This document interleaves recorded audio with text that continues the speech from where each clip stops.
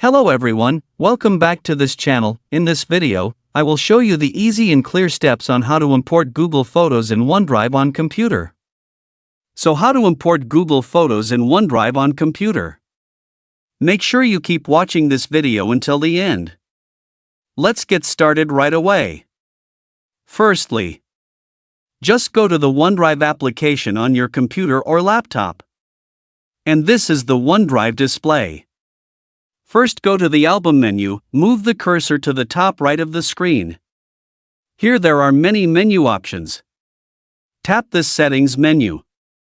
Here a scrolling menu will appear. Tap New Option.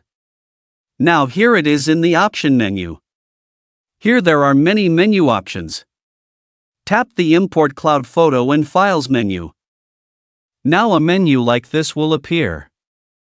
Move the cursor to this Google Photos menu and tap the Start button. Now a menu like this will appear. Tap Import now. The import process begins. Wait until the process is complete. Now you can see the import process is complete.